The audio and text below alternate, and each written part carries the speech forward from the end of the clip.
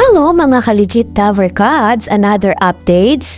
Kamustahin natin si Miss Miles Ocampo at ano nga bang pinagdadaanan niya ngayon at nag-post siya ng isang cryptic post sa kanyang Instagram account. Ang lahat ng yan. But before that, if you haven't subscribed yet to my YouTube channel, please don't forget to like, share, and subscribe at hit mo na rin ang bell for more showbiz updates. Bago tayo magsimula sa ating mga updates ngayong araw, ay nais ko po muna of course magpasalamat sa inyo pong panonood, pagsubaybay at palagi ang pagdalaw po dito po sa ating mga daily updates. Maraming salamat po sa inyong palagi ang panonood at pagsubaybay. And this time, eto na nga po, pinag-uusapan ngayon ang ilan sa mga cryptic posts na ipinost nitong si Miss Miles Ocampo sa kanyang Instagram kahapon, araw ng Lunes, kung saan ito po ay nagpapahiwatig ng matinding pinagdadaanan ngayon ni Miss Miles Ocampo. Pero syempre, bago yan, alam naman natin that Miles is isa sa mga added na kasiyahan at kaligayahan ng lahat ng mga legit Dower Cats. Nandun pa lang sila sa GMA7, nakitaan na nga si Miles na sobrang na kasiyahan dahil talagang dumami talaga yung mga fans at talagang masasabi mo may potential ng isang Miles Ocampo sa pagpapasaya dahil sa ABS-CBN pa lang na-train na po sila dun po sa Going Bulilit Days. Talagang masasabi mo talaga na deserve niya na mabigyan ng highlights dito po sa AAT.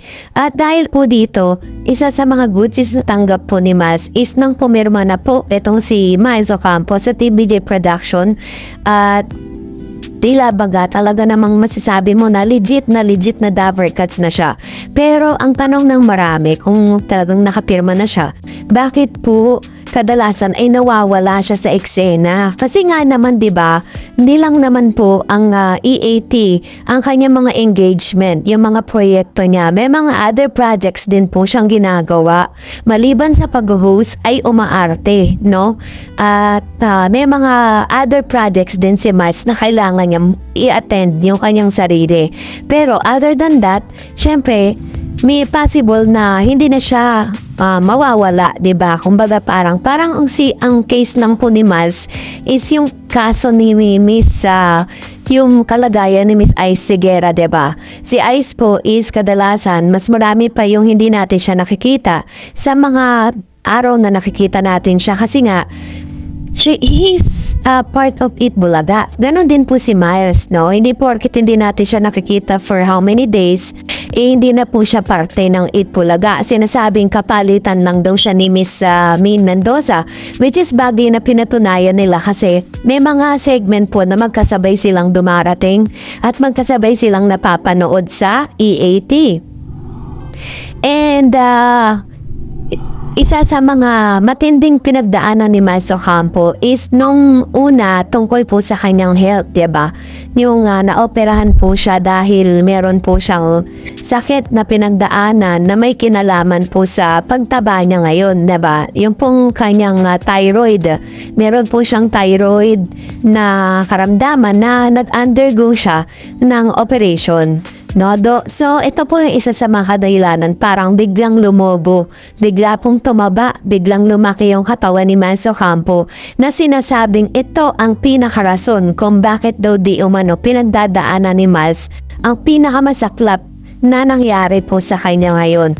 According po dito sa isang write-ups, padagdag na ng padagdag ang mga celebrity na naging bahagi ng EAT sa TV5 dahil magiging bahagi na nga si Miles Ocampo. Simula Lunes hanggang Sabado nga, makakasama na si Miles sa legit trio na sina Tito Big and Joey at ang legit Dower Cats sa TV5. Pumirma na rin ng kontrata si Miles Ocampo sa TBJ Production. Makikita din si Miles sa mga live streaming EAT sa TV5. So, totoo naman, diba, na talagang nakikita na natin siya sa mga live streaming. At isang bagay lang talaga request natin kay Miles na paano kaya kung si Miles ay dalin sa barangay, no? So, goodbye mga kapatid segment. Yun po yung hindi niya pa natatry. At sa tingin ko, kasi lahat naman po ng dapat 'di ba parang maging isa sa mga sa mga gawin po ng EAT. Lahat ng mga legit Daver Cats dapat maranasan nila na pumunta po or parang mapabilang sa sugod bahay mga kapatid. Kahit si Karen Ice Troop, dalin po yan doon, no? Kahit sino kumbaga parang si May Mendoza nga sobrang sosyal eh. Pero talagang nandun po siya, diba? So anyways, ito na nga po, no? Nag-post po itong si Miss Miles Ocampo ng isa sa kanyang Instagram. Ito po yung latest post niya, nakasama niya pa yung boyfriend niya. At ito yung masasabi nating pinakamasaklap na nangyari sa kanyang buhay ngayon. Sabi dyan, pareho o pinaghihinalaan nga na itong si Miles at ang kanyang boyfriend na si Elijah ay hiwalay na kasi nagdedmahan po sila sa isang event. Pareho nasa isang event pero nagdedmahan nga si Miles Ocampo at Elijah Canlas. Kapansin-pansin kasi na hindi magkasabay na rumampa ang magkasintahan sa red carpet sa premiere night. At ito naman po yung post ni Miles Ocampo. Sabi niya, pinost niya po yung kanyang pagkabata. Nung bata pa siya, pinost niya yan. And then, meron po siyang caption na you got this always. So, it only means na talagang may pinagdadaanan nga ang ating pong Miles Ocampo. Sabay naman na nag-comment itong si Miss Maha na strong yan eh, love you, sabi niya. Diba si Miss Maha Salvador po ang kanyang tinuturing na manager.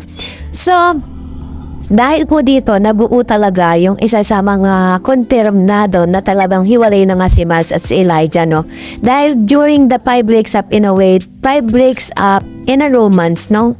Last Tuesday night sa SM Mega Mall, si Catherine Bernardo ang kasabay ni Miles sa pagrampa at katabing nanonood sa pelikula ni na Alden Richards at Julia Montes. Sinuporta ng dalawang aktres ang dating kasamahan sa Going Bulilik na matalik nilang kaibigan. So, yun po ang ilan sa mga pinagdadaanan. Sana po malagpasan nitong si Miles Ocampo at kung naman po yung dahilan na yun, hindi po deserve ni Miles na masakpan ng ganito, diba? So dahil dyan, narito naman ang ilan sa mga komento po ninyo patungkol sa ating last update. Tunayin natin si Miss Abilina Soriano. Sana nga huwag magpasilaw sa perang Supreme Court sa kasong political. Walang nagawa dyan. Diyon na yan. Nawala siya as congressman. Kaya saludo ako sa Supreme Court. Pero this time sana manindigan ng batas Supreme Court sa kanilang ruling at pamamalakad sa batas. Wag pera-pera lang. Supreme Court, maging patas sana kayo sa title ng Itbulaga. Yes, true. Ito naman po yung komento niya patungkol po dun sa pagpunta ng personal nitong si Halosos, no? Si Mr. Romeo John Halosos sa Supreme Court para po maghain ng kanyang reklamo. Kumbaga, parang binubuhay niya yung kaso kasi parang kinansela siya bilang district representative, no? So, yun ilan sa mga pinagdadaanan niya ngayon. Sabi naman ni Match Malone, baka gusto makabalik sa Kongreso para makakuha din ng intelligent funds. My God, ano? Pwede. Ewan ko parang, di ba kung tutuusin, napakalaking responsibilidad na mapasok ang isang tao sa politics. Pero bakit talagang sobrang hayok na hayok sila sa posisyon? Sabi ni Roy Miciano Mogol, wag sanang pagbigyan ng SC yan. At wag din sana may perang ma-involve o mabili ang Supreme Court. True, yan po yung isa sa mga dapat natin ipagdasal. Dahil syempre alam nyo na, di naman sa parang naghihinala tayo sa Supreme Court. Sabi ni Paddy Walcal, pag pinanigan siya ng Supreme Court, wala na akong tiwala sa Supreme Court ng Pilipinas. True.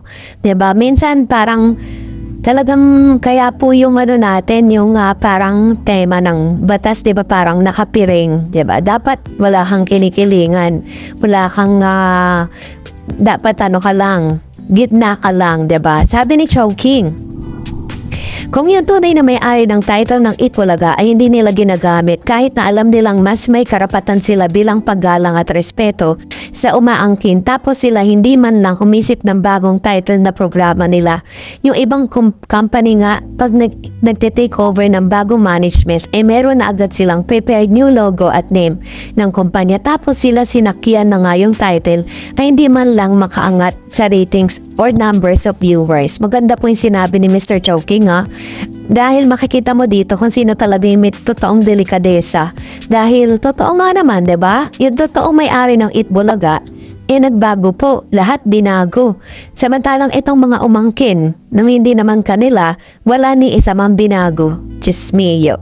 So dahil dyan, salamat po sa inyo mga komento. Please mag-comment lang kayo sa comment section na related sa ating latest updates. At kung hindi ka pa nakapag-like, share, at subscribe sa channel na ito, please don't forget to like and subscribe.